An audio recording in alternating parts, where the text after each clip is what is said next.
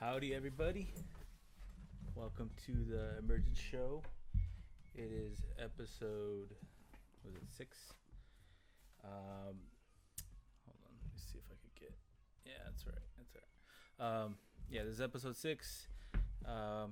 It's gonna be about undocumentation, being considered an alien. Yeah, an alien. And I got a special co-host right here. Want to state your name? Ernie. Okay, Ernie. Basically, we brought him on the show because he has. Well, what's your current status? Current status: permanent resident. Okay. I'm in the process of becoming a U.S. citizen. There you go. Okay, so. Just real quick about the show and my perspective on it. I identify as an indigenous person, especially to this land, to this Western Hemisphere. I'm one of the peoples of the original peoples of the Western Hemisphere. You, I would say, would be the same. Same. Okay. And that being said, my stance on that is that if your people originally from here, then how can you put a border on the land that your ancestors have walked on and pretty much traveled their entire existence and traded on, and there's endless amounts of proof of trading and traveling all over this land. And post colonization, now we have to deal with borders. And there's a lot of people in the United States in particular, even other brown folk, who believe that there's some type of there should be some kind of process to allow people to come in and out of this country. So yeah, I just want to say right off the bat that I'm not really down with that. Nor am I, man. Nor am I. Okay. And once again, just to disclaimer, these are our opinions. They're not law. However, they should be. But yeah, there are opinions, and I know a lot of people might not agree with them, but this is our hot take and our 2 cents on it, and take it for what it is. And if you don't like it, oh well. You're bad. Exactly. You're bad. You're bad. Okay, well, there's gonna be 2 callers also later on in the show. They are also in some way, shape, or form have similar situation like yours. So we're gonna talk to them as well. But for now, I have some questions that I want to ask you, and I'm gonna probably ask them the same questions. So right off the bat, how old are you? I am 30, going on 31, actually, on the 21st of this month. Okay. Yeah. All right. When did you officially come to the United States? Officially, I traveled the land, not into the United States. Mm-hmm. I don't like using that term, I guess. Yeah. As many of us won't like it. Mm-hmm. But I was a year and a half. I was born in Mexico. My mother was born in Mexico as well. Mm. She pretty much just left me there for my first year and a half to be raised by my grandma while she came here. She was 16. Mm-hmm. Met my pops. They married. They came back for me, and that's why I ended up here. I was a year and a half. Okay. So you pretty much lived My whole life. your whole life here, Pretty much, aside from the year or whatever. Yeah. You weren't even aware at that point. So where is your family originally from? Originally, well, now that I did the whole DNA thing, so 54% native to what they call the Americas. Mm-hmm. The other, I guess, 46% is, we won't discuss that. That's a whole nother topic. Well, I'll straight up say, I mean, my side would be Spanish and Portuguese. Yeah. But I mean, that's that goes with the conquest. That goes with the the colonization process, and a lot of people don't acknowledge it because of the obvious issues that were there. Just so you all know, on this podcast, I do not have a babysitter for my children, so you're gonna hear my kids. It's all part of it, man. Yeah, it's part of it. So it's part of the package. But my dad's from Mexicali. My mom's from Guadalajara. My dad actually is native Yaqui. You know, apart from my grandma. Somewhere down between my grandma and my dad, we lost our language. You know, slowly but surely we're learning it back. You know. But that's where my family's from, you know. Okay, cool. Just give you my background too. I don't know if I've ever really told you about it, but on my mom's side of the family, they're from Zacatecas, and then my mom's dad they're from the Efe. So, in case some of you don't know, and I'm not saying, you know, maybe at some point my ancestors migrated to the capital of Mexico, but Tenochtitlan was originally that was a location where Mexico City stands now. So I would assume that I'm probably Mexica, likely. Safe to say. Yeah, safe to say. And then on my dad's side, his father is from a small town in the state of Jalisco called Tamazula. And my dad's mom's side of the family is actually from Albuquerque, New Mexico, and that's where my pueblo comes from. So both of us have roots down south, south of the border, and also even on this land, so we have claim to it. How long have you been attempting to gain the status of citizenship? Yeah, quote unquote. Citizenship. Actually, if it wasn't for my mother, I wouldn't be doing it. So, it was more of a saving money kind of way. Because if I didn't do it now, I would have to still pay the same price to renew my green card. My green card expires next year, actually. So it was just like same cost to become a citizen. Pay that one hefty $900 fee, and then don't have to renew it anymore. Just renew the passport. How long do those is that a matricula, a green card? No, the green card is like an official permanent resident. Matricula is like a work visa. Nah, it's a Mexican ID, what they call it. Okay. You know, it's not like it's an official identification card, but it still shows that you're a illegal immigrant. You know. Okay. Yeah. See, I've been fortunate enough to have been born here, so I don't. That's why I wanted to talk about this, because I think for so many of us indigenous folk that were here, or third generation or second generation, you know, we're not faced with the issues and dilemmas that a lot of our relatives have to deal with constantly. So one of the things you said was that you have to renew it. How often do you have to renew? This is when I got issued my green card, which was in 2002, is when I officially became legal to be here. It sounds fucking amazing, or like, you know, mind blowing to say I was legally here. After that, I renewed it one more time 10 years after, so I would make it 2012. Okay. 2012. So it's every 10 years you have to renew your green card. Okay. And just to even get to that place, I mean, how much of it? Because I've heard some horror stories about how much did you think it costed you, like, total? Well, see, because there's a lot of legal. I think it was about 15 G's, and this is back in. So we're not even talking about when, in 2002 when I got my green card. This is like just to begin the process, which was it took us 8 years. Wow.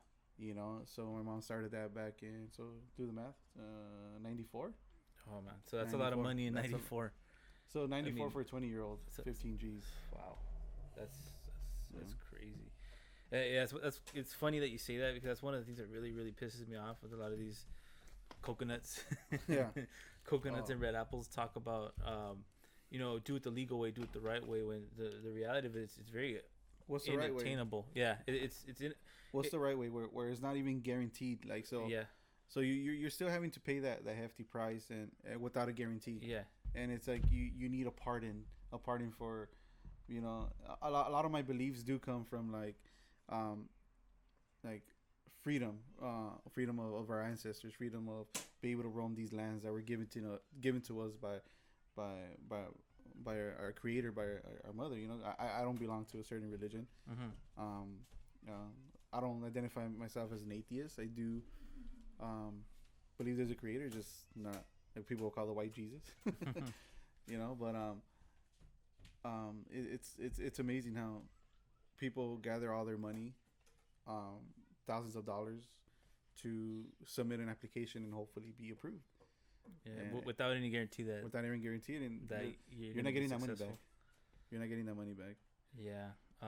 Yeah, it's tough. Actually, I have a little bit of a story about that. Let me see. We got 15. All right. I have a friend. Well, not even a friend. I'll just tell a story.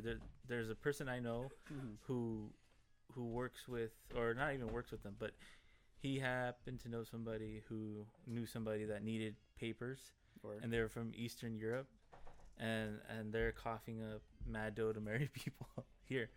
And I know a recipient of those funds. Like, he literally married this person, you know, and that's a route some people even take, and they're willing to deal with. Just I had a cousin, you know, I'm not gonna put her name out there, but she actually went through the whole process to go to India to marry somebody, and wait, to live in India, to marry the guy, to do the whole. I guess they do like a whole. I'm not too knowledgeable about their culture, but it's like a big party, you know. She and this is like the year before I got my papers. I still remember that. And she went out there for like a whole year, was, you know, creating this life to, you know, I guess to fool the government or the immigration or whatever, to marry this guy so he's able to come over here. Oh, okay. So they're from here. My cousin's from here.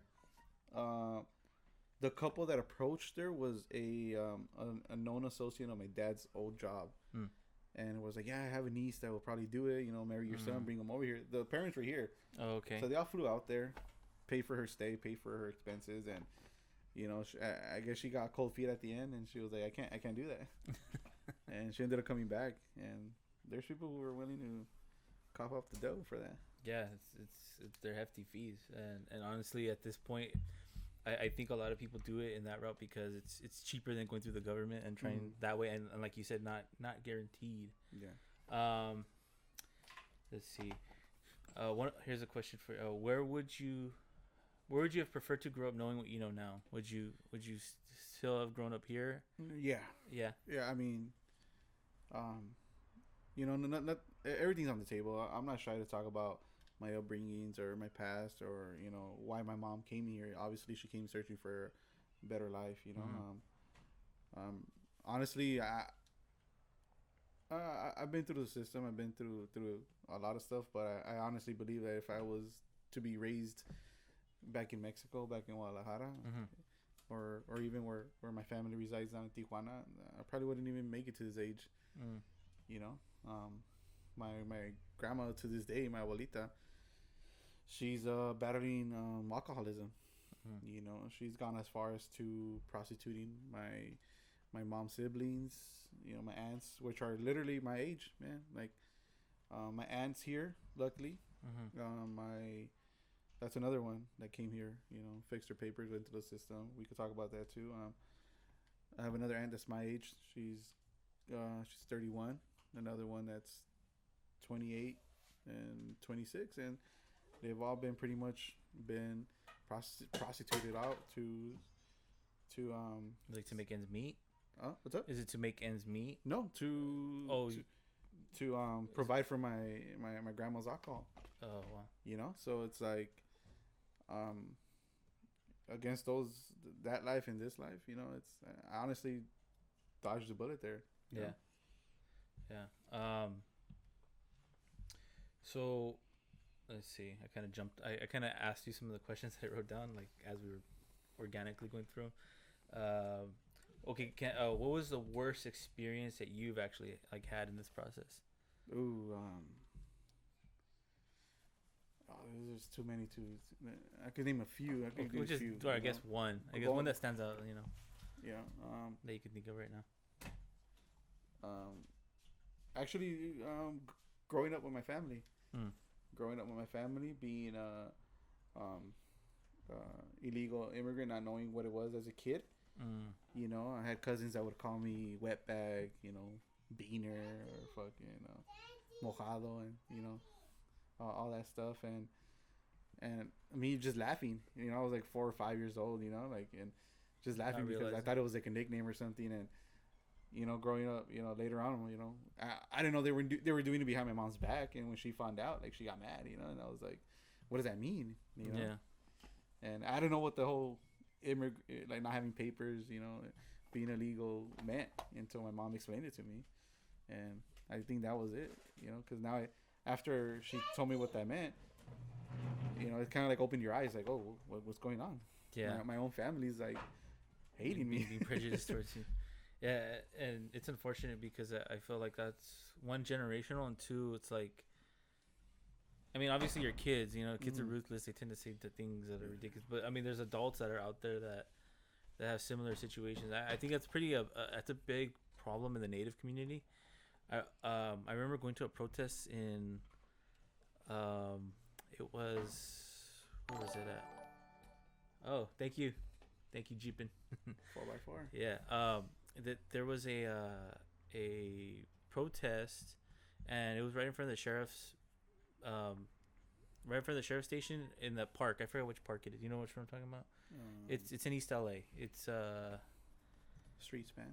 Oh man, I'm trying to remember this. First Street, Third Street. I don't know. It's in a park. Anyways, the sheriff's station was within that park, so they were protesting there, and there was a lady, an older lady. I mean, talking like she had to have been no younger than 70.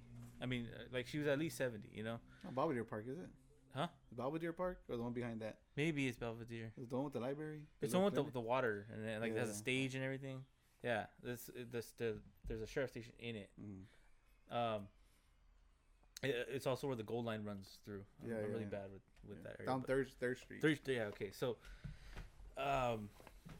yeah, this lady, she was there protesting, and she was an indigenous woman, indigenous identifying.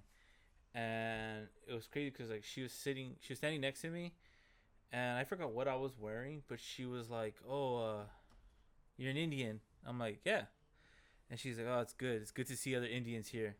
I'm like, "You're surrounded by them," because mind you, everybody there was brown, you know. And she was like, "You're surrounded." I'm like, "You're surrounded by." She goes, "No, you know what I mean," because she's like, "Well, actually, she had asked me, well, what tribe am I?" I'm like, "Well, I'm Pueblo in Mexica."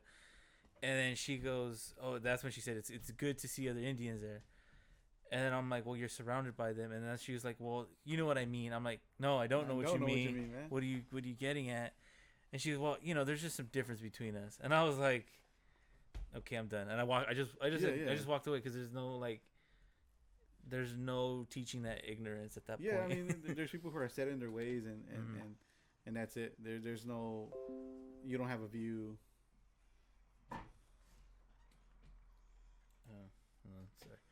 Sorry. Go ahead, continue. I'm just, you know, and people have their views, and actually at work today, we, you know, like people ask me like where you're from or whatever, you know, and we, you know, we tell them like, you know, we identify as indigenous people, you know. Yeah. And I tell them like how my dad's culture is, you know, how the community we belong to, you know, and what we do in our community, and they look at me like, what the hell, you know. And then like, especially when they start bringing up like the whole religious topic, that's a big one, bro. That's a whole like, you know, I go, you know, we should talk about this after work, you know. I'll probably lose my job if we get into this topic, you know. Yeah, no, it's a touchy one, and it's one I also feel very. It's a rabbit hole, man. That's actually a topic I will hit on here. Oh man, I was considering hitting it. I'm glad to be invited. Yeah, man. It's because I'm in a hotel for the next probably 2 weeks. I've already been in a hotel for 2 weeks, so it's been a royal pain to do this stuff because the upload streams at hotels are trash. Horrible, man. And they fluctuate based on how many people are using the internet. So this is actually the first time I was able to come back on a Thursday and do a live here at the house. So maybe I'll hold that and just talk about stuff that's maybe a little more informative. But yeah, that's definitely a topic I would love to dive super deep in, because I have very, like, I feel like I'm already talking about it. I'm like, oh, I'm tempted. But no, let's get back to the topic at hand. Yeah, we'll hit that one later. For now, we'll continue on, because this is something that, like I said, I don't know very much about, other than the feeling of knowing it's unfair, you know? Yeah. And knowing that there's a lot of people who are close to you, you'll be like, oh wow, like you went through that too, you know? Mm-hmm. Like, crazy. Yeah. And I had grandparents. I think I forgot who I was talking to, but yeah, I had grandparents, and they were. I think they went through a similar process, and it took a very long time. So, but I never like firsthand like heard them like conversing, but I know it was a process and a pain. But let's see. Let me see if I have another question. Oh, was there any language barriers that you had to deal with then or now? Yes. English is my second language, as you know. You guys probably won't tell. You know, I'm very well spoken in English, but my grandma actually spoke Nahuatl. Oh, you know, but that's pretty cool. You know, a lot of stuff that a lot of ideas that she that were implanted in her head was like, oh, like we're in America now, like English is gonna get you ahead. You gotta learn English. You know, my mom doesn't speak. She understands English. You know, she speaks bad words. But you know, my dad, you know, he wasn't taught that language, because my grandma was like in her thoughts, and her mentality was like, that's never gonna get you anywhere. You know, that learning English or English. So my dad speaks English and Spanish, little, like very little. You know, now what? And now like I have books at home, studying it. You know, teaching my kids, like learning and teaching my kids as I go too. Nice. But like definitely, you know, Spanish was my first language, and you know, I had to learn English, you know, secondhand. How was like what was your route to learn it? Like, was it school or like my dad? Your dad? My dad was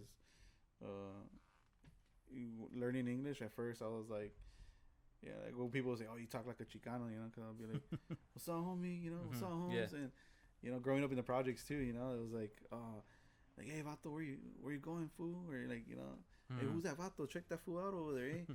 So it wasn't like, you know, like English that we speak now, but you know, so I had to pick it up from the streets or from my dad or, you know, people around me, you know. And then school was that's like another subject, you know. School sucked for me. Yeah. Well, why do you say that?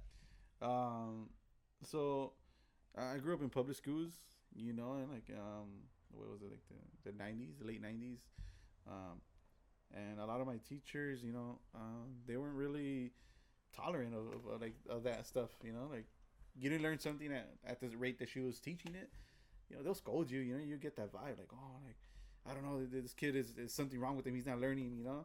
And it's like, I've learned through my kids, like,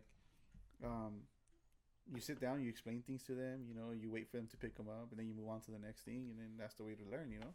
Was it because is a big part of it because of the language barrier, or just, okay, the language barrier, and I think it was like a lot of patience for that they didn't have, you know, dealing with kids like me and others like me as well. I think that's kind of one of the cool things about COVID is that people were actually able to finally sit down with their kids if they had the time to do it, if they were privileged enough to have time and actually go with the kids and like kind of teach them as they went, rather than you send them off, you have no idea what they're doing, and then they come home, and then sometimes they come home frustrated or upset because they, you know, like exactly like you said, teachers have no patience. And you know, I sit there and listen to their voice call video Zooms and stuff, and it's crazy. Like, imagine 30 of these kids all just, you know.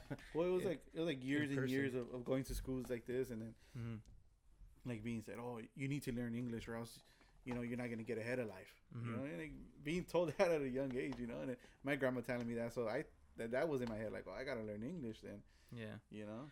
You know what's funny? there's also something in reverse that I think is kind of funny about that is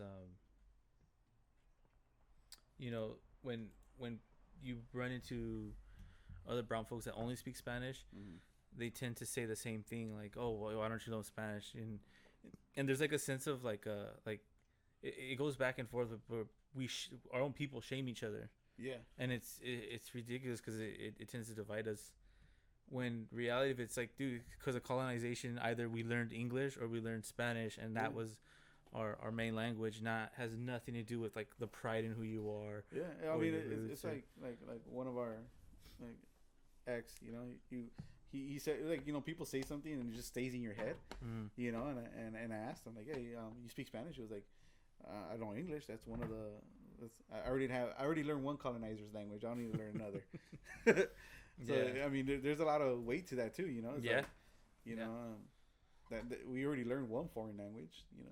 Yeah, and see, I kind of grew up like him, where I learned primarily English. My family only spoke relatively English.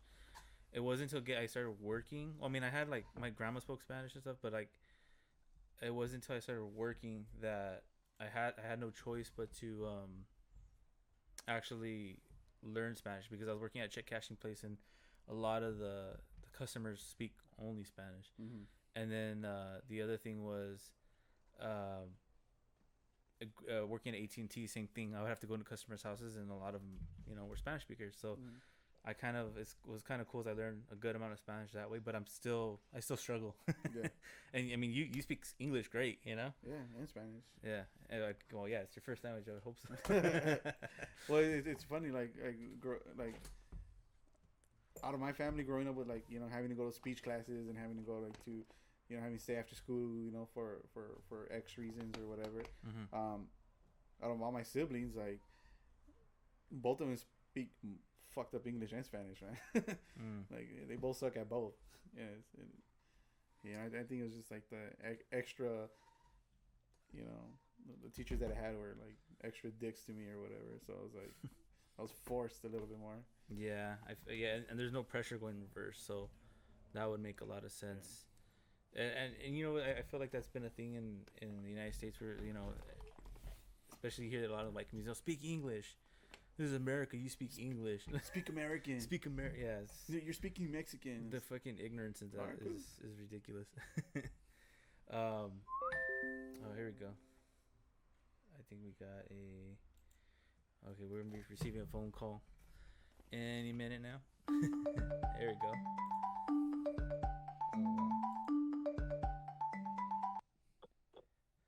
Hello, you're on the air with the Emergence show. Ooh. What up, everybody? What's up? What up? It's the alligator. How y'all doing? Oh, hey, how's it going? How's it going? Blessings. Good. I was just on the Twitch right now, and I just I have to log off to give you guys a call. Okay. Awesome. Yeah, I didn't mean to interrupt. I apologize. No. That's good. We were expecting phone calls. I was definitely expecting yours. So, real quick, just do you want to talk about what your current status is, if you don't mind? You know, I don't mind. Right now, I have the deferred action, which is just basically a work permit. Yeah, and with that, you could travel the U.S. and any of their territories. But the only way to leave the country is if I believe, like, if somebody passed away, like if your parent or something, I think there's like an emergency permit you can use, but you have to like kind of go back and forth real quick. Oh man. Or for school, like if you're going to, like if you have some type of I don't know, scholarship, something like that, then you can go and do that. But then, like, you always gotta, you know, come back when they tell you. Dang. So, how long have you had that like status? I think since 2016. Damn. So. Yeah, since since the Dream Act first started. And prior to that, like, were you in the States this whole time, or were you somewhere else? I've been here since I was 10, and I'm 36 now. Wow. Where you originally from? From Mexico. Yeah, nice. What part? Yeah, from Mexico. I was born in Coahuila, but I never lived there. Mhm. And then, like growing up with my mom and dad, we moved around a lot. But my family's from Jalisco on my mom's side, and my dad's side is from Quintana Roo, Mm, which is like on the so-called Yucatan Peninsula. Yeah. got it. And you know, how long do you have like a set time frame you think that you're gonna potentially get a better not I want to say better, that's the wrong word, like change your status into something a little more permanent? Um, well, I actually tried. Mm-hmm. Well, because the thing about the dream like this, you gotta renew it every 2 years, right? Okay.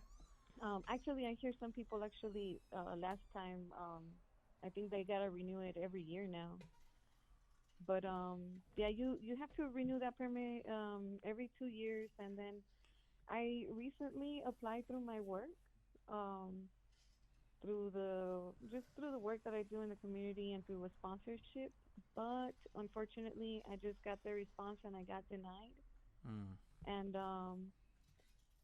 it's like you guys were saying earlier, is like, you know, I believe that the reason why they denied me is because they asked me to.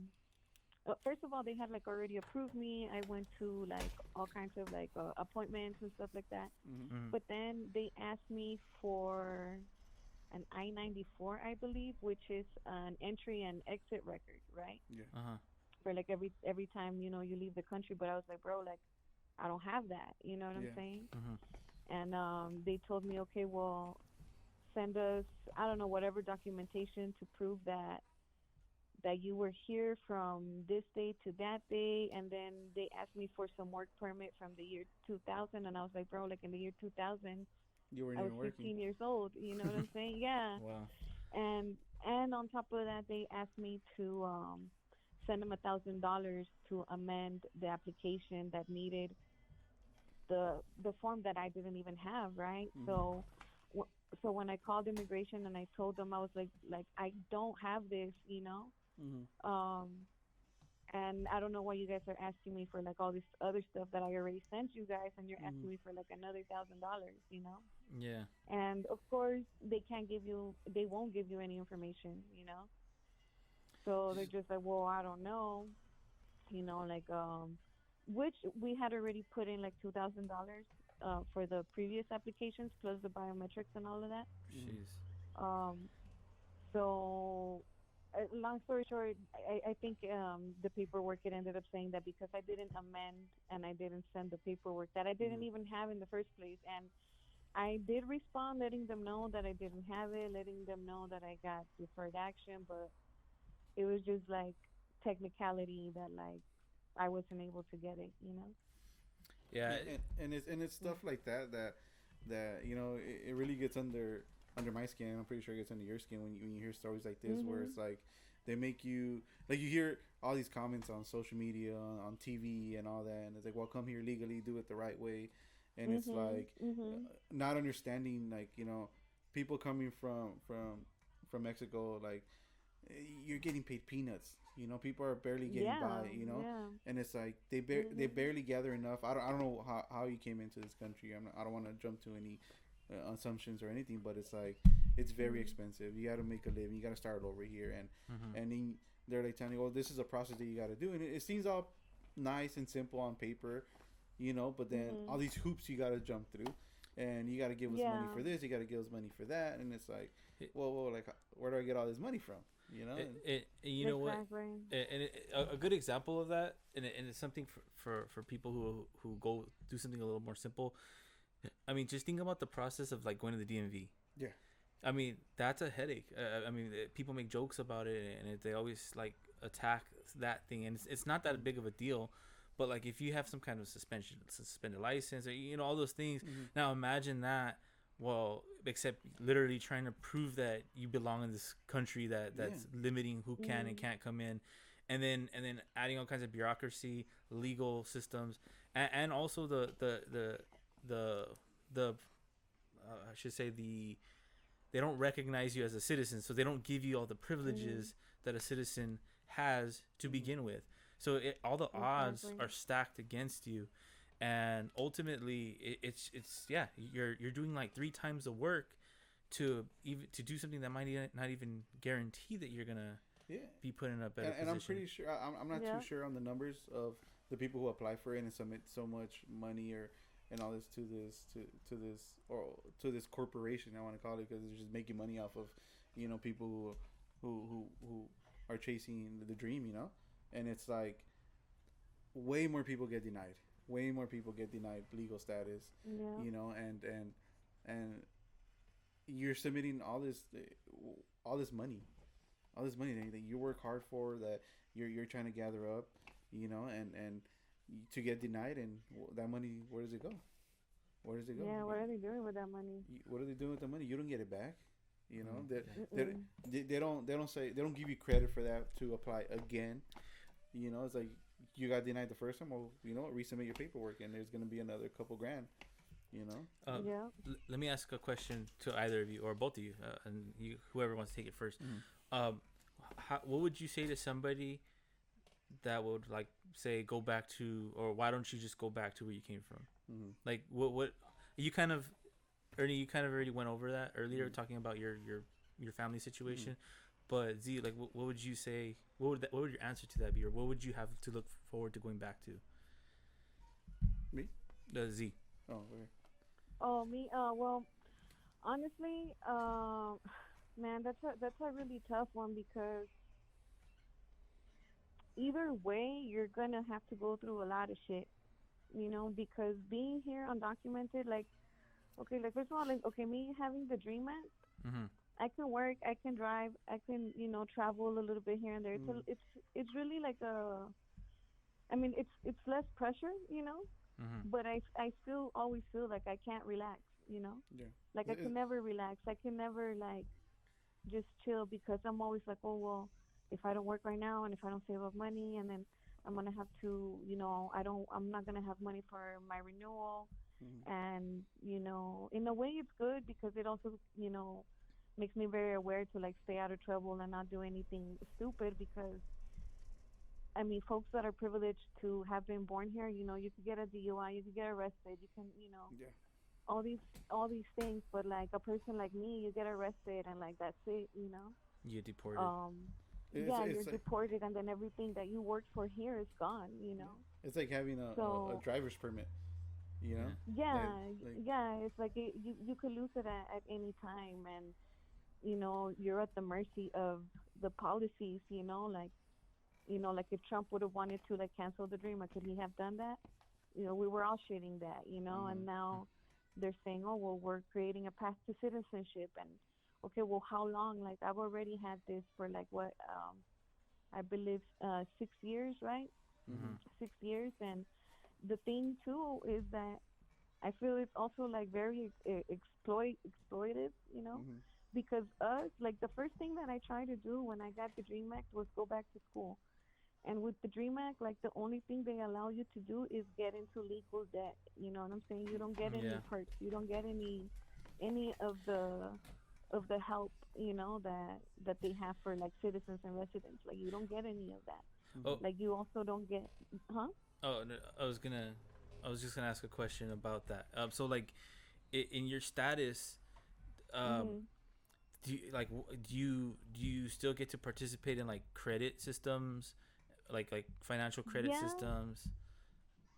Yeah, you can do stuff like that, but like, say, like, they'll give you a loan, but they'll give you like the most fucked up loan. You know what I'm saying? High like interest? anything, high interest, like anything, or like you don't qualify for what is called like certain scholarships, or not. It's not scholarships, but just certain things you don't qualify. Financial aid.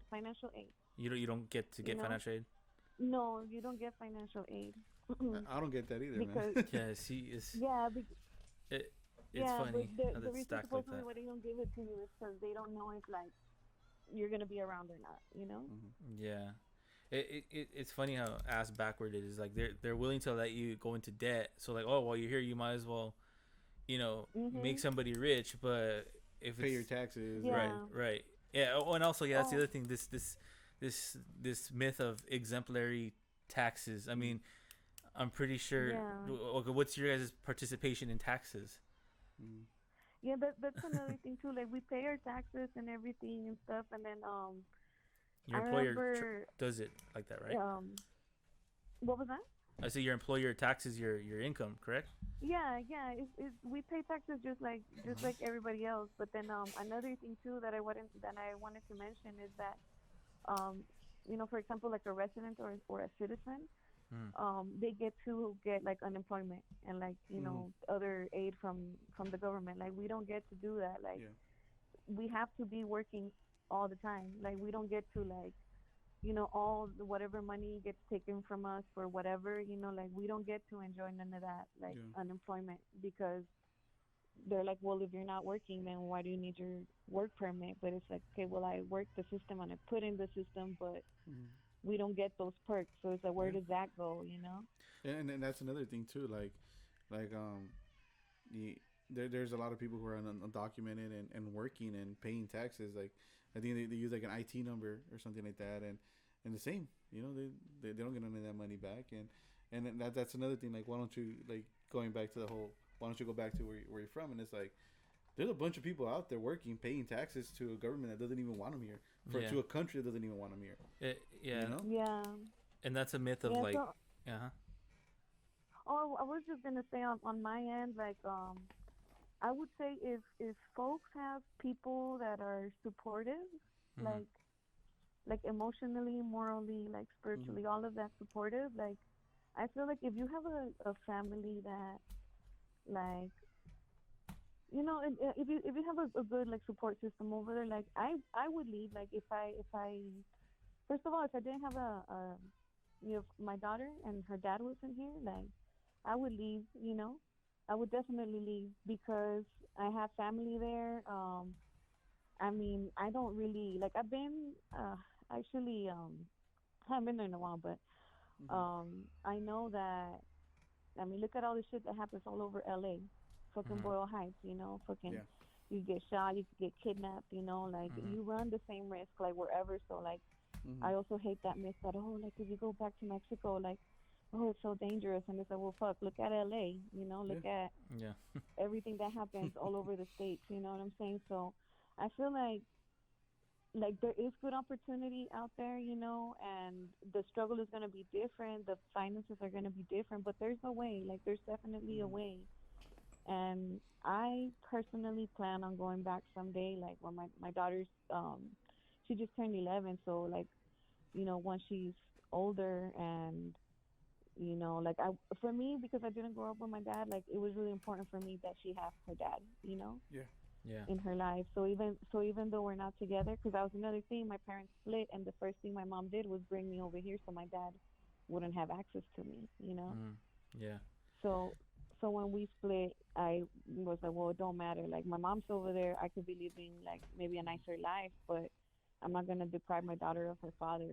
So it's like you just kind of gotta look at who's on your corner, what's on your side, and like I feel like the things that matter to you, and like you're gonna face struggles anywhere, but like you can make it anywhere. It's just Mm-hmm. where you have more support system and like what you're Yeah. willing to do. You know what I'm saying? Like right now, I'm willing to ride it out, but this shit gets any worse, I probably won't.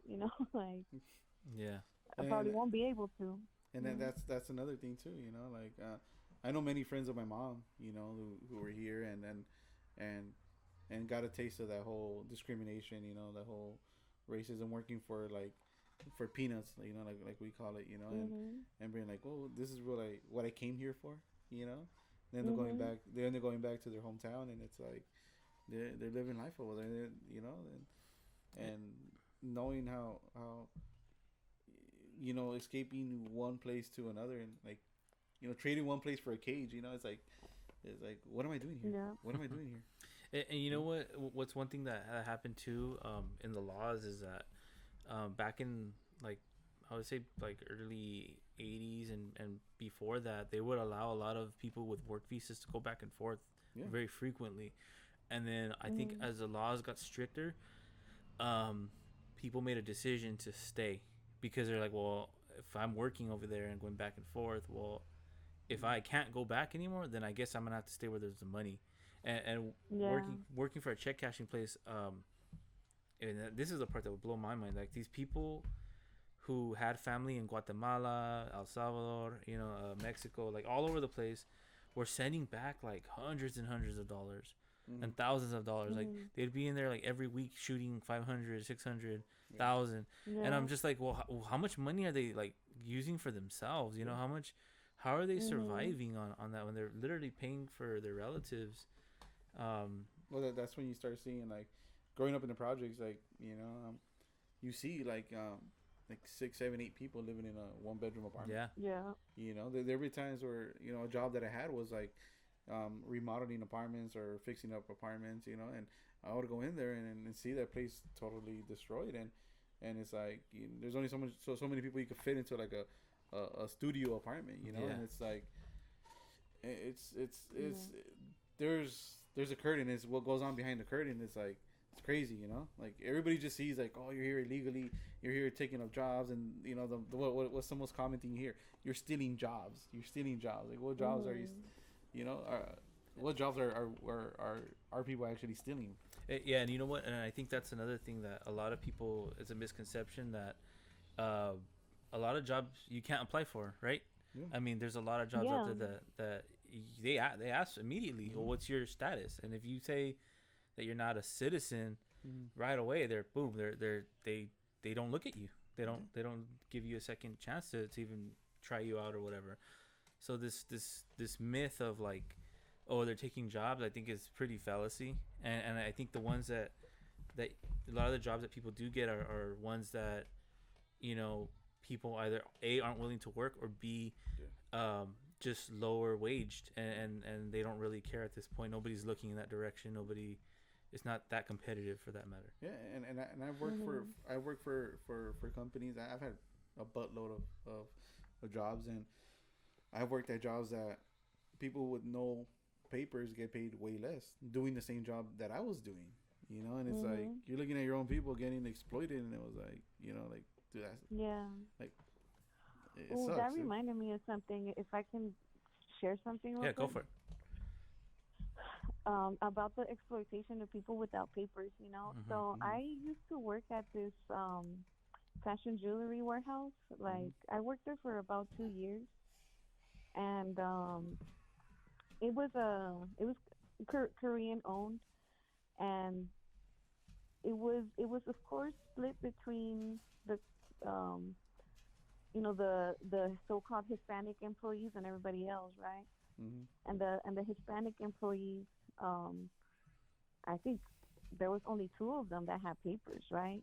So so trip out, I got sick this one time and I didn't go to work, and then when I went back the next day, all my coworkers told me that the boss had pulled everybody, like all the Hispanics and basically like all the undocumented people, and that he made them sign a paper where they waived all of their rights to, like, if they get in an accident or like anything like that. And mind you, we were working at least 10-hour shifts every day, Monday through Friday, and 6-hour shifts on Saturday.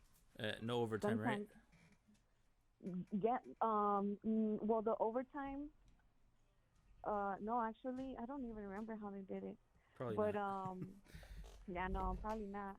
But yeah, so they said that like the boss like gathered everybody, put them in a room, and told them, you either sign this paper right now or you go home.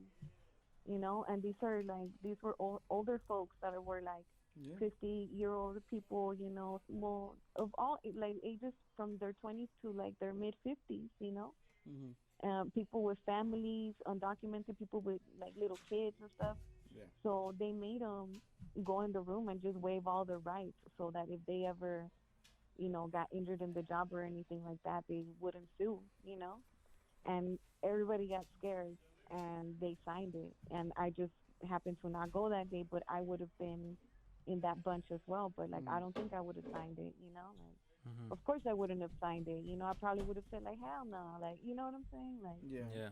But You like, know. also, you know, there's a lot of people who are put in that situation. It's like, well, Mhm. where else am I gonna find a job? You know, who else is gonna hire me? Like Yeah. their hand is forced to do that. You know, and it's like, it sucks. You You get know, strong and armed. now even now where I work at now is like, it's a big company. You know, and I went in making more than these other people who don't have an education, who don't have papers, but have been working in the company for 30, 40 years, you know? And it's like, Mhm. they're looking at me like, damn, like this fool came in already making more money than I am. And it's like, I didn't know that until I sat down with one of them and started having lunch with them. And they were telling me, like, yo, yeah, they're not going to pay us more because we don't have papers. We don't have Mhm. we don't at least have a high school diploma or a GED. So we're stuck at, you know, X amount an hour, and there's no Yeah, and wiggle room for us. all those years of experience don't Yeah, count for nothing to and, them. and I guarantee you, you know, either one of them would like outshine me doing what I do. You know, and like I've only been there Mhm. for like a month, and it's like, dude, these people are, you know, like They're deserving of equal pay. yeah, and they stay there one because they offer benefits. They offer you healthcare. They offer you, you know, dental, vision, and you know a lot of these people are like in need of that. Yeah. They're getting to that age where it's like, I need that to survive. You know, like they can't apply for Medi-Cal or anything like that. Yeah, you know what? One thing I want to point out in this whole conversation is, once again, everybody who all three of us are all indigenous folk, and this is our Yeah. land. You know, that ultimately, like, we're the original inhabitants of this land, and it's crazy to think after 500 and now what 28 years of colonization that we're still, some of us are still starting, barely starting right now. They're like, you know, Mhm. a lot of colonizers have had their start hundreds of years already. Their Mm-hmm. families have been established. Meanwhile, our people, y'all, you know, generationally, you would think we would already be like, all right, maybe some of us should be planted now. Maybe some of us should have already started our careers, and all of us. I mean, every single one of us here is in our 30s, and I was, like I said, I'm privileged enough to actually be here already. But like, you two are going through so much, and just to even get your foot in the door, you know. Yeah. And Mhm. hopefully your children get to advance it. But I mean, it's like you guys are starting Gen 1 right now as far as that Yep. goes. And it's sad because, you know, a lot of people are always like, oh, you know, what's stopping you from learning? What's stopping you from this? What's stop like there's a lot of things stopping us Yeah. from progressing and from being better Mm-hmm. as people. And we wonder why, like, we're so fucked up. We wonder why there's so many issues within our community, and it's really easy just to point the finger at, you're just not working hard enough. Mm-hmm. Yeah, and it's Yeah. another thing that I wanted to point out. Like it's amazing. Like we there's like um three different people sharing um um experiences. You know, you're fortunate to be born here. I'm fortunate to had my papers fixed at when I was 12. You know, receiving my residency, and we have our sister who is in the process of it. You Mm. know, and we all share different experiences. We're sharing different stories and different struggles. You know, and we ultimately we all want the same thing to well, it sounds kind of kind of rhetorical to be like, oh, we're chasing a dream to kind of feel a sense of freedom, you know. Yeah. And Mm. that thought, you know, that process, you know, and that's one of the things that kept me from you know applying for my citizenship, where like how it's they kind of make the ceremony like I looked it up on YouTube where like they make you like kind of disgrace where you're born, you know, like tell you like, oh, I'm forfeiting my nationality, or you know, it sounds Yeah. horrible, it sounds nasty, dude, and a lot of I think it was a lot of pride that just didn't want I don't Yeah. want to move on with the next process. Yeah, I definitely see that. And they also make you learn just Shit the that people don't even history, know. right? Like history of Yeah. the United States. Yeah. All right. Well, Z, I have another caller that's supposed to call in, so I don't mean to cut you off, but is there anything else that No, you no, no. wanna? Thanks for having me. Is there anything else you want to share, or any plugs, or anything you want to throw in before we get ready for the next caller? No, I mean, if anything, I just want to share to like people that are like in the process of applying and stuff like that. One thing that I have encountered is that a lot of people use lawyers and stuff to Yeah. like fill out applications and reapply and stuff like that, and Mm-hmm. they waste even more money. And Mhm. honestly, that's not necessary. I just want to say like, don't let the paperwork intimidate you. Take it one question at a time, one bullet point at a time, and Mhm. you know, look into like what they're really asking, and it's really not much, and it's just like um it's just finding the way, finding the way in the system, because there are ways. And we just gotta like protect ourselves. And I've seen like a lot of people get taken advantage by lawyers Oh yeah. that are really doing like simple things, like my first lawyer was like, oh yeah, like I'm gonna send your paperwork, blah blah blah, I'm gonna represent you. And then I kept waiting to hear word, and then I would call their office and they'll tell me, oh no, like there's no word yet, there's no word. And then when the light bulb went in my head and I finally called immigration myself, they told me, we have your file, but we don't have any lawyer listed for you. If anybody else but you would have called for you, Mhm. we wouldn't have given them any information, because you don't have a lawyer listed. And so they were Wow. lying to me. They were telling me like, oh yeah, we Mhm. called and there's no update, like.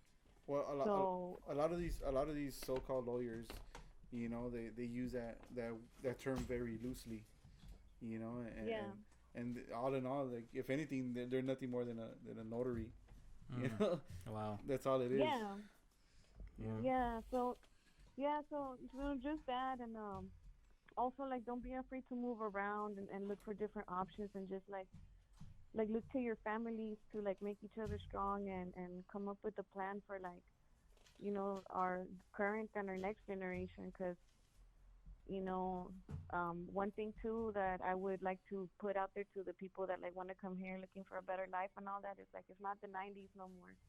Yeah. Like back then, it was easy to like get a job and get paid under the table, give a false Mhm. social security number and all of that. And like these days, it's not like that no more. Yeah. So there's a lot that like we're valuable resources wherever we go. So I think that we really have to start getting out of that mentality, like, oh, I gotta be in the city, I gotta be in the big city, I gotta be, like.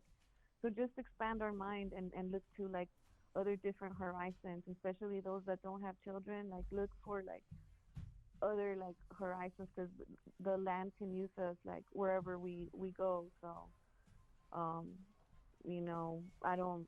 It's ridiculous that we still got to deal with our system after so many generations, but Mm. um, it's just there's opportunities everywhere. So just to not what is it called? Don't deprive Aferrarse, like yourself.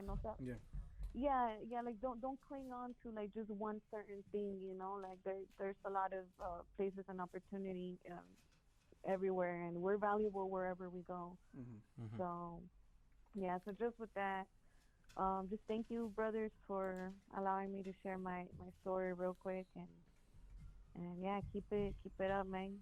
Thank you for the call. Thank you. Yeah, appreciate you Yeah, calling in and yeah, giving us your words of your experiences, Hey, and bro. I hope that you continue on with your endeavors and that you're successful for you and your family. definitely, definitely will do, brothers.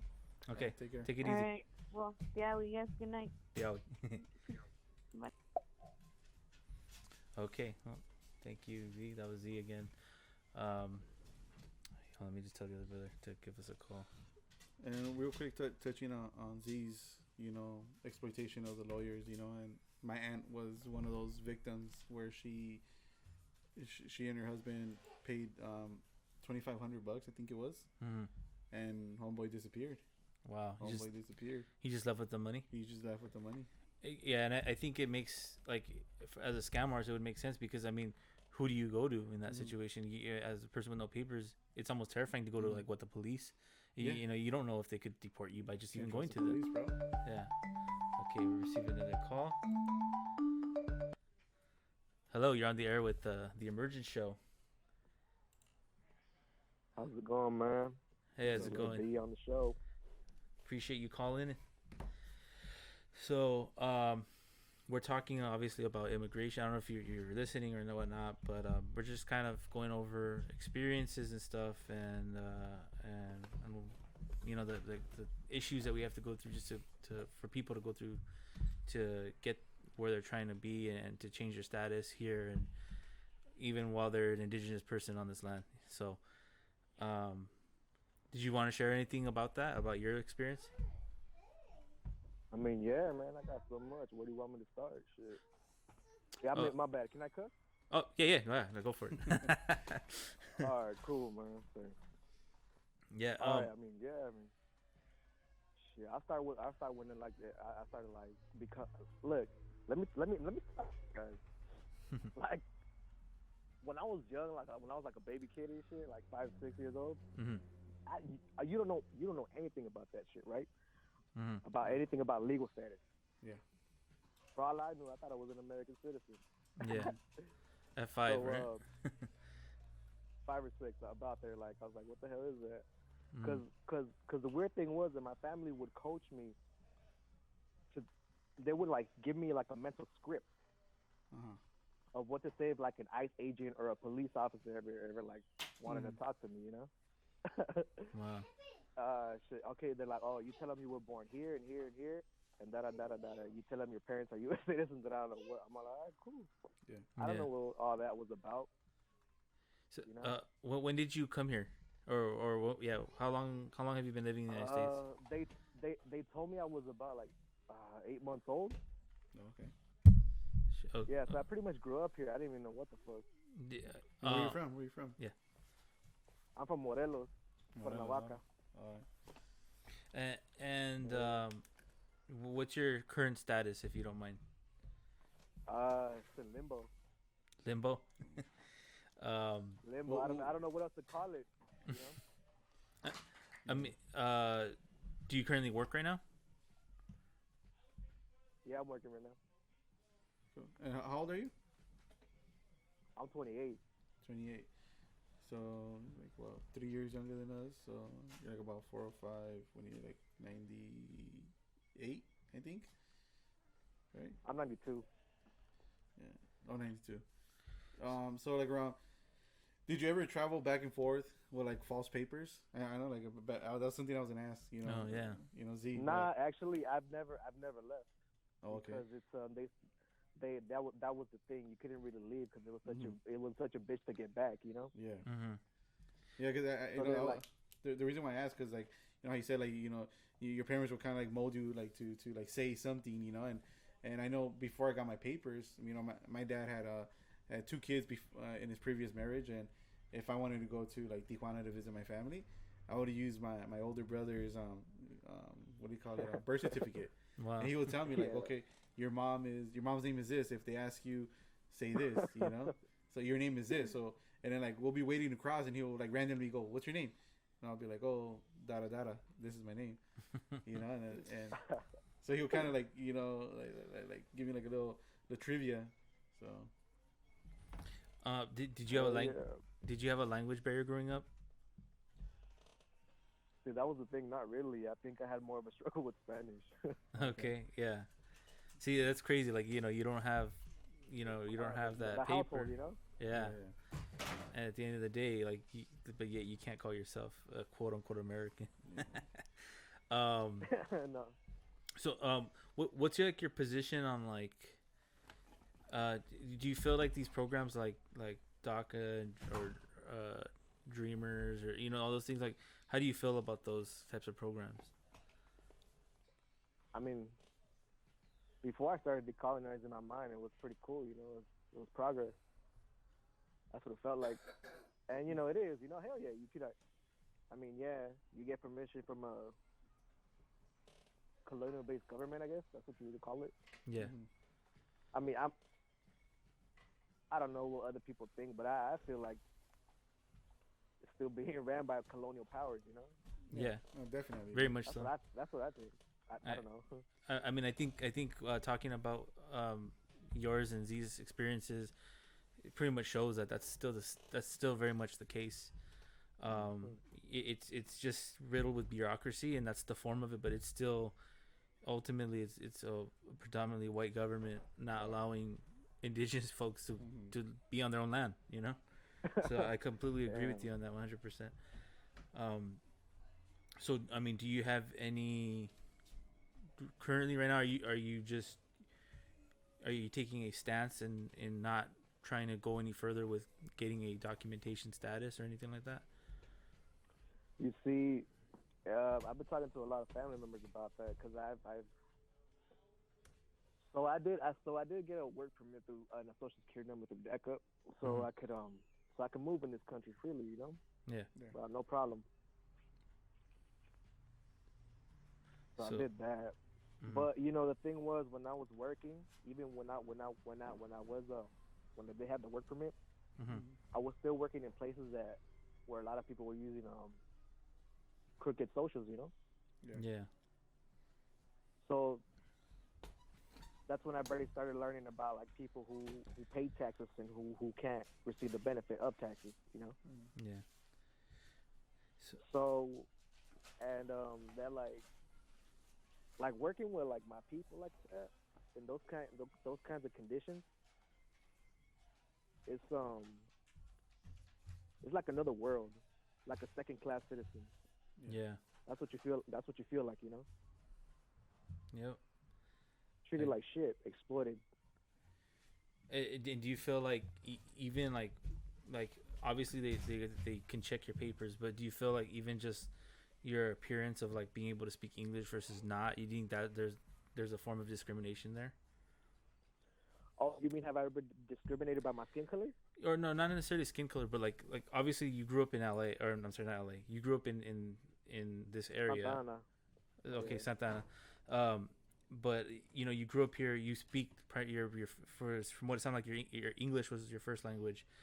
So like even working in a place where there are people that probably only speak Spanish, but they have the same citizenship status as you, which is non-existent.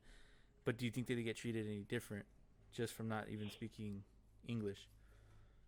Well, let me tell you about the environment, because when there's no like legal status and like employers can just walk all over you and they know you're not gonna say shit, because you should feel privileged to even have a job.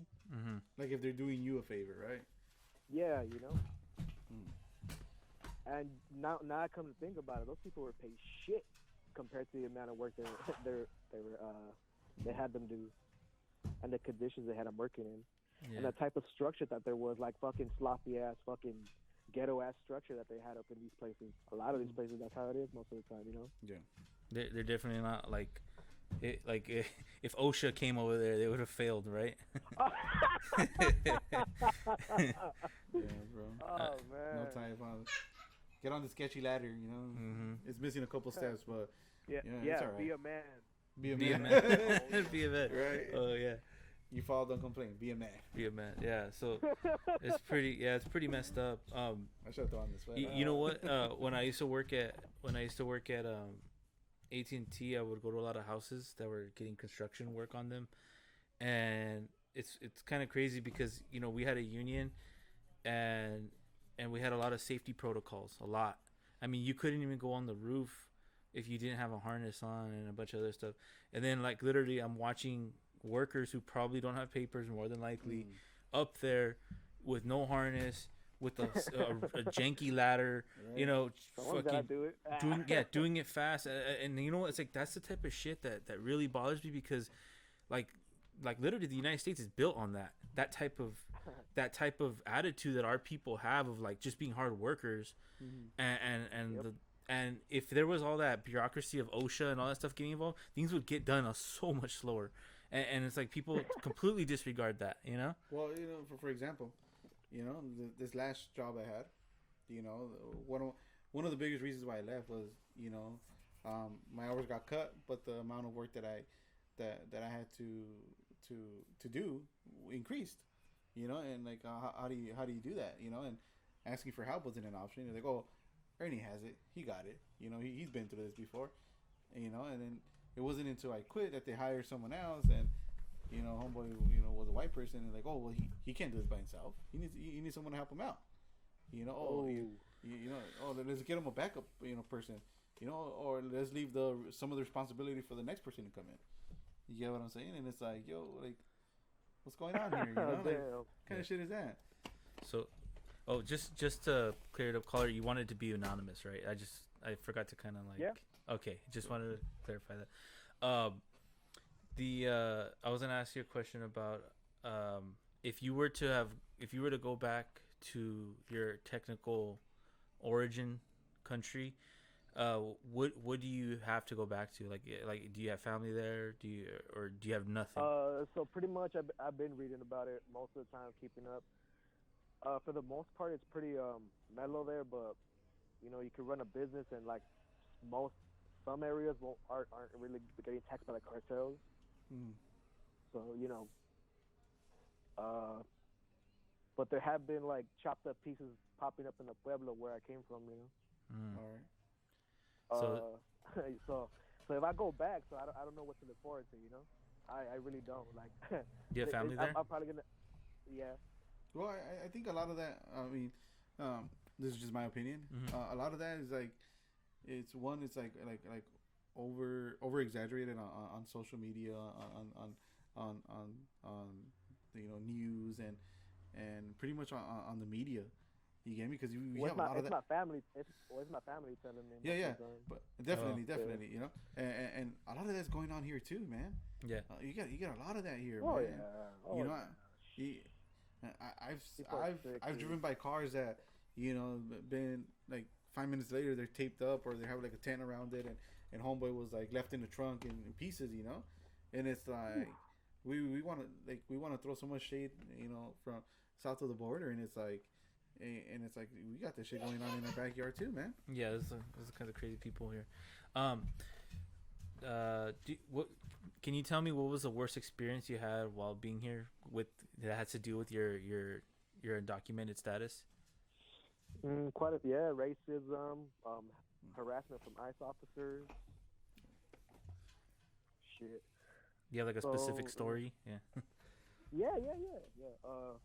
If you don't mind sharing. Remember real quick. Yeah, I got it. It's just kind of cold out here. I'm shivering. All right, so. Yeah, I work out there, man, so I know it's pretty cold over there. A little breezy. So I was a juvenile. This was when I first got caught up with the law. And I did time, and then when I got out, I didn't get out. They didn't let me out of the facility. They ICE picked me up right away and started doing the whole process, the removal process. So they took me to Los Angeles in a van, the little van, there was other minors with me. Woo! And how many of us were there? Like 6 of us. So they'll put you like in a group of 6, and they'll take you in vans to like other locations. So they took us to another facility in Los Angeles where they processed you, and right there they put you with the adults. You were in there with adult males, even though you were 16, 14, 13, whatever, So there's no like limit. In the cell, in the holding tank, there was about us 4, 4 or 6 kids?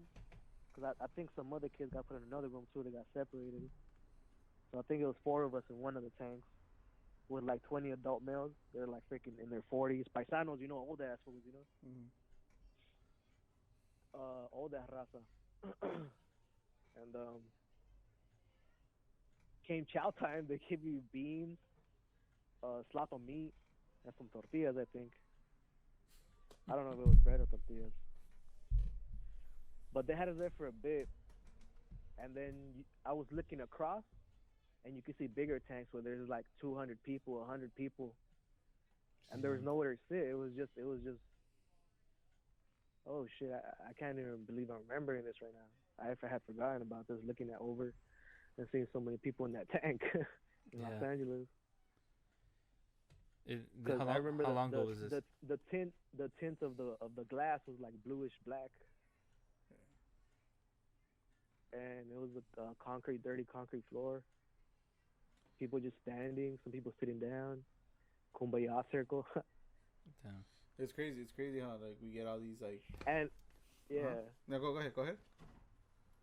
Nah, go ahead.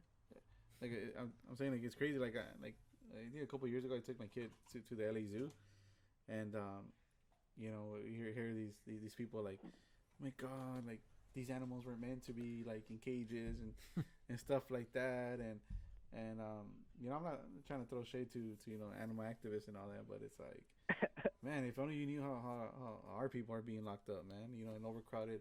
You know, where's your voice? I that, mean, you know? yeah, Hearing your story, dude, like it's crazy, man.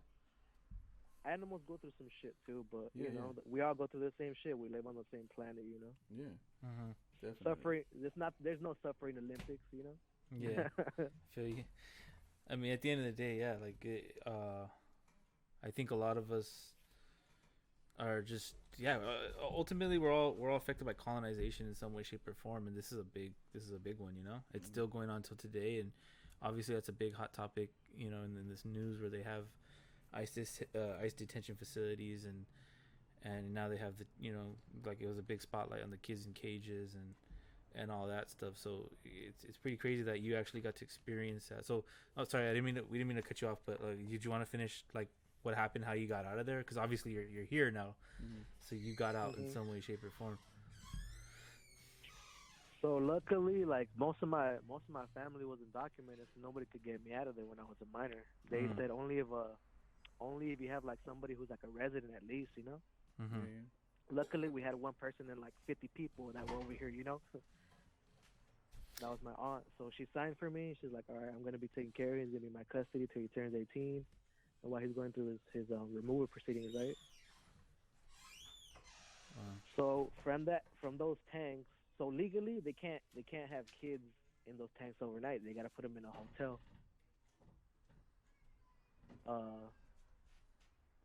So pretty much, and all the adults stay there in the night. That's where they sleep. That's their bed. Or they move some people to Chino. I think that's what I've heard. They have ICE has another facility in Chino, and I think ICE also has a facility over here in the music camp. It's a jail, but that's what they call it, music. But they call it the farm, other people. Wow. So yeah, they have a bunch of places everywhere. So a lot of people really don't know about. So what they do then? So if you're underage, and you have a relative that's has some type of citizenship, then they'll release you to them until your hearing to be essentially be kicked out of the states. Is that how that works? Pretty much. Damn. And go ahead. I was just saying, and did you go through that process, or are you just like, F that, I'm out of here, I'm not coming back? So you obviously kind of keep fighting it. You gotta get a lawyer. You want to stay here. You can't just fucking bend over, you know. Yeah. That's one thing you always gotta be aware of is your warrior spirit. You can't give up. You can't let nobody do you like that. Yeah.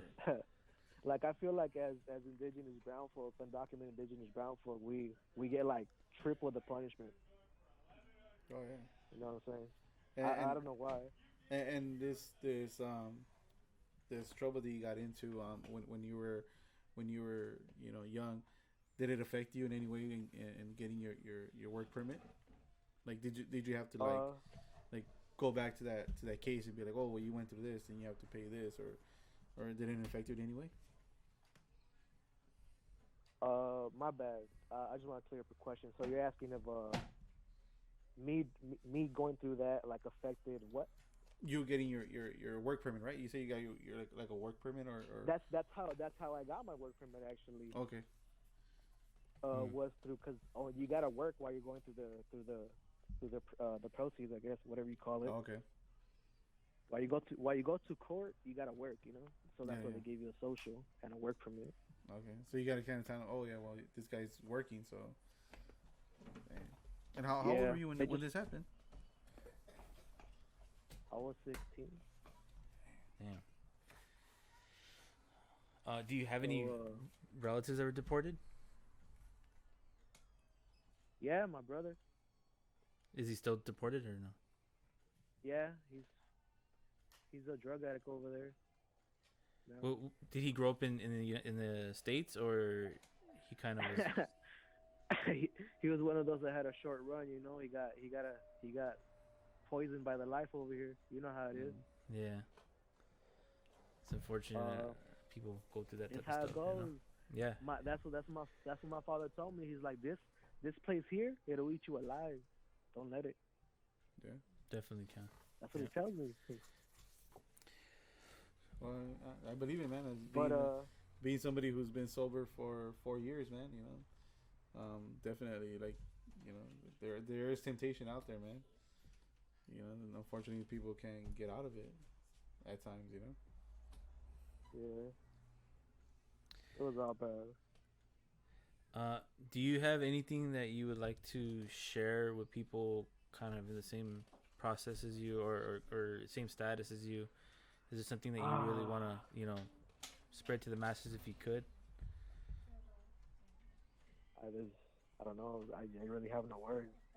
It's the weirdest experience ever. You know, I thought this was normal life. It's not. Yeah. There's people living a way better life just because of legal status. Yeah. Yeah. It's fucking stupid. Yeah. I'm one of the fortunate ones, and yeah, I do. I'm not gonna lie, I reap the benefits of it, and I have two friends that I worked with that were not. They had a working permit, and then they're not even brown folk. One of them is actually a European, but say he was going through similar stuff. You know, they're denying him his work permit and all that stuff. Not that he has any, you know, more of a stake or anything, but I'm just saying, like, you know, even in the job that I was able to, people still, you know, if you could get up there, you can still, that can still pose a problem and pose an issue. Yeah. So, but you know, it's definitely, I definitely acknowledge my privilege, and I give y'all kudos for those that have to go through this process, man. It seems like a fucking nightmare. Especially once you get tied down to this place, you know, when you have investments like children or wives or husbands, and you know. You know. So. Shit. Yeah. I'm glad I'm hearing other people say it. Like, at least I'm not the only one who thinks and stuff. No, you're definitely not the only one, bro. And there's a lot of people going through the same struggle as you, you know, and all I can say is keep your head up, bro, and you know, hope for the best and keep fighting. We gotta change these laws. That's what we gotta do. Yeah, and you know what? The problem with that is, it's, you know, how many of us people want to get caught up in the laws? Yeah. How many of us want to, like, try and change them? Like, a lot of people that try to get involved in politics, you know, they get changed, or they realize that they have no actual power. They have to fall into a certain agenda, right? You know, and like I always say, you know, this is my opinion. You know, this country was not made for us, bro. Yeah. This country was not made for us. This current country, what we call America, you know, it was stolen from us. It was stolen from our ancestors. You know, and now we have to ask for permission, pay money to live what is rightfully ours. And like, it's insane to think that way, bro. And you know, like, I went through it. Z's going through it. You're going through it, bro. And I hate it, bro. I hate the thought that, you know, it's not even a thought. It's reality. It's what we're faced with. Yeah. All right, caller. Any last words, man, you want to say before we're gonna move on towards the end of the show? Yeah, I'm gonna just say, like, fuck the legal status. You're indigenous folk and you deserve to be here. You're home, baby. Yeah. Thanks, bro. That's all I gotta say. Thanks, man. I appreciate your call, and really appreciate, you know, that you took the time out of your day to get on the show and talk to us and share your story. You know, it's good to hear. It's good to hear stories that really, like, what people are going through.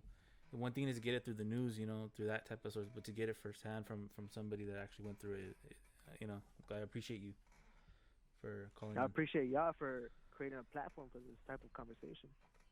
Yeah, definitely. And just so the call, for everybody knows, I actually had a conversation with this caller, and that's kind of what prompted me to even do this topic. So thank you for giving me some, some motivation and inspiration to do this topic. Hell yeah. You already know I am because we are. Yeah. Yeah, brother. All right, man. Well, take it easy, dude. Stay safe.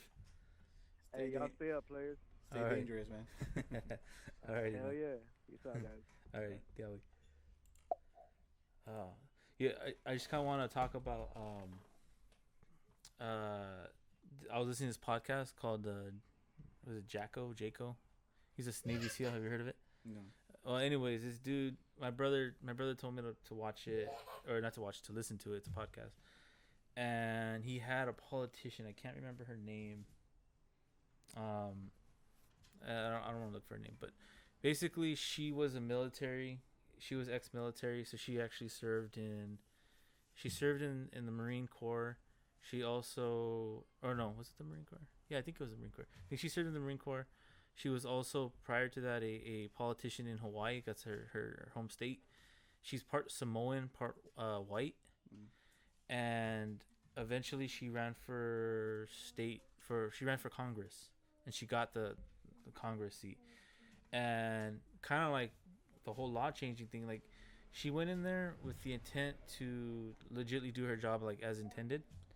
And what ended up happening was, she had a lot of these, when she went in there, she had a lot of these points that look good in the media. Yeah. Like she was Samoan. She was from Hawaii. She served in the military. So she's a veteran. So these little key, like these key little like things that highlight you and make you kind of a token of this, of what they want, just to parade you in front of the media saying, look at this, look how diverse we are. And one of the things, because she's Democrat, one of the things that she did was go against Democratic positions, and immediately it almost blacklisted her. Just because, like, for instance, she was one of the first people to speak up against bombing Syria when Obama wanted to bomb Syria. She actually, not only did she go against it, but she actually wrote and published a document stating why she was going against it. And it got her like super duper blacklisted, low key. Like nobody wanted to work with her, and that's why she's like really pro American. She's pro, she had the intent to serve this country as opposed to somebody who's jumping in there because they just want to better their people. She actually has the United States in her best interest, and eventually she ended up running for president, and she felt that if she's going to make any kind of changes, it's going to be in that position. Yeah. And this was around the time when Hillary and Trump ran. So in 2012. And immediately she got blown out of the water by the media. So the media people, the media personnel that were involved with the Clintons pretty much shut her out. They even were like releasing information saying that the Russians had a high approval rating for her, like that they actually liked that she was running for president, and it killed her campaign. And it's just like that's the kind of shit that the United States, if you want to try and change the laws and you want to try and do it from within the system, it's not meant for that. No. And a lot of people were like, oh, just be a politician.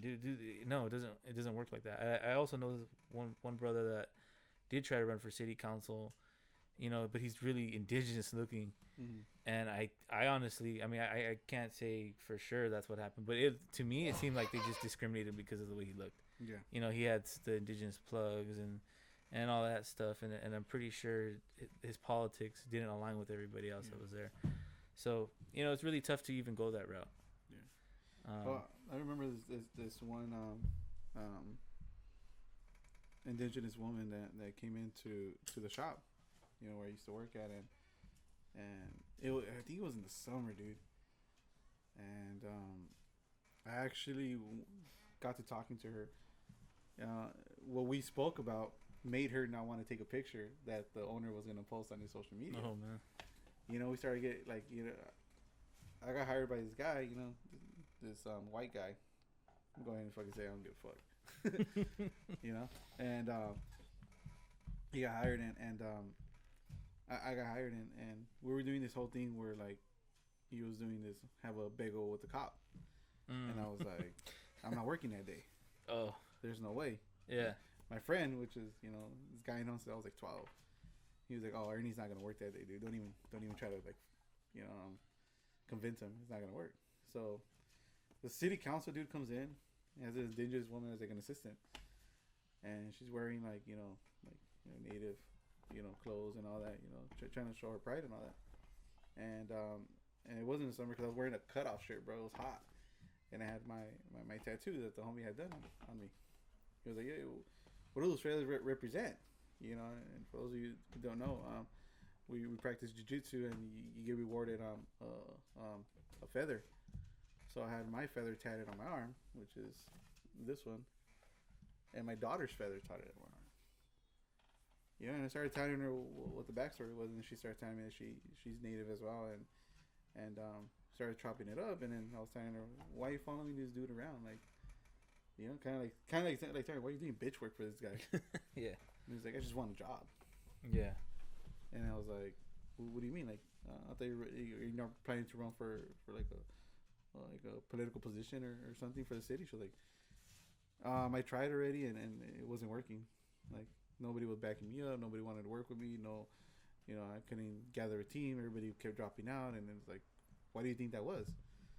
And she was like, you know what, to be honest, like, when I started talking about the changes I wanted to make, you know, like, I started seeing people like disappear. And then, what kind of changes were you trying to do? Like, oh, I'm trying to change the school systems, you know, implement more, you know, indigenous teachings, you know, change the history books, kind of, you know, add like an indigenous class or so some type of stuff like that. And I go, and they just weren't having it. And I go, because a lot of it had to do with like being straight up, teaching them what it was from day one, instead of like teaching them what white history is, you know, teaching them what this country was actually built on, you know, on the blood and the bodies of our ancestors. You know, that's where we got to where we are right now. And I was telling her, thanks for sharing your words with me and all that, and she was like, you know what, I was gonna take the picture with the whole crew. Like, why don't we just hang out right here and talk to you for a little bit more?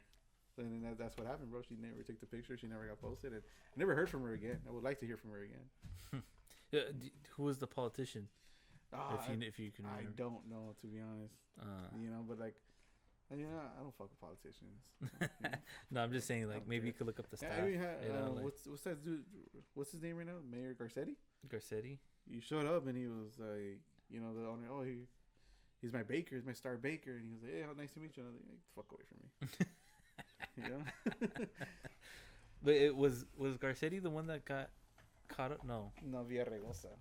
Yeah, no, I know he got caught up in a scandal, but let me see if I can look him up, bro. Yeah. So, anyways, yeah, it's just it's kind of crazy to hear, you know, three different perspectives. You know, you have the whole paper, you know, working paper, and you're also able to, you kind of have more. You're at that almost that last step, you know. Yeah. And then you have Z, who's like before that position, and then you have the last caller who's kind of like. She actually ended up taking the picture, bro. Okay, you want to show? You can show the camera if you want. I don't know. It's up to you. You don't have to though. Oh shit! Let me screenshot it and then zoom in on it. I don't give a fuck. Yeah, and then that's the other thing too. You know, a lot of us might get pimped out for our image. You gotta be careful about that. I don't know if y'all can see. Yeah, that's good enough. Probably better that you don't just blast it. I mean, not that I'm. She got lucky that time. But yeah, man. Yeah, that's crazy. But yeah, so like, yeah, I think ultimately we hit a lot of the stuff that I wanted to talk about and just kind of share. There's a lot of it's really upsetting, you know, to hear all the shit that y'all had to go through, and like I said, once again, I'm really grateful that I don't have to go through that. I'm grateful that, you know, that I was gifted the just literally to be born on this land. Like it's so funny that it's just a line, an imaginary line. But if you were on that line and you came out of your mom at that point in time, that's what gives you that privilege versus, being on the other side just for a split second. Yeah, and it's funny that it's 6 of us. And my siblings, 2 of my dad's previous marriage and 4 with my mom, and it's like I'm the only one, with the permanent resident card. And like everybody else is like a U.S. citizen. Oh, so everybody else is everybody else is golden. Jeez. So that must that kind of sucks because you're even already a step behind than your own siblings. Yeah, and well, it's kind of weird, growing up. They were like, I'm not Mexican, I'm American. I'm American. Now they're like, oh, I'm Mexican. They all say that, and it's like as time rolls, people's mentality change. Yeah, and I think that's what happens. A lot of these coconuts, these third generation people who they're so disconnected with what their people started going through or what their parents did, and you could hear that what your parents went through if they were undocumented.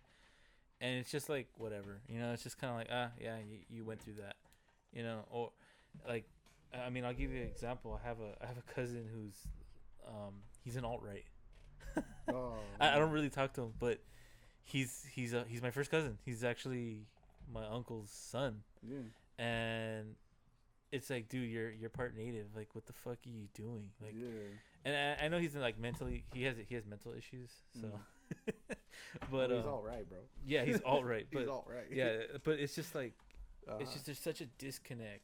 Yeah. Even what was it, Zimmerman? Zimmerman was a brown, wasn't he? Yeah. Like, yeah, I think he was the Trayvon Martin dude. Yeah, and then but he's over here gunning for America. Like, he's pro, like, bro, all that. I know so many people who are like, oh, I'm Portuguese, I'm Spanish and European. They're brown as fuck. Like, oh, fuck you, like. Yeah.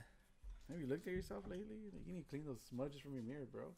But even like, another thing I want to say was like struggles that our parents, that migrated here, again illegally.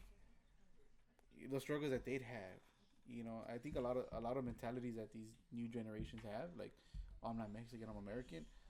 In part, it was due to their parents not wanting them to go through that. Yeah, you gave me kind of like what you're saying. Like, you're fortunate enough to be born here, your kids as well, my kids as well, my wife as well too. And it's like they already have a better chance, than like we heard Z and the brother that called in remain anonymous, and many other people I know, and that's just one less thing that I don't have to worry about with my kids, taking, like, I was like probably like maybe like your youngest son, his age when I started going to immigration, appointments and taking pictures. Imagine like a little 7-year-old putting their fingerprint, like, yes, can't even reach the counter. Yeah. And I remember the day that we got that call, that we were gonna get, I don't know if it was, we had to get sworn into, or it was an interview with like a immigration guy, and I remember we went to Kmart. My mom bought me like this nice polo shirt, nice dressing shoes, some pants, and we were on the way up, and my shirt got caught in, like, I don't know what it got caught in, like, ripped the hole, and she was freaking out because she was like, oh, I don't want them to think bad, and she was still thinking up to the day that we had we had already been told that we got approved, so we were gonna get our green card, and she was like freaking out.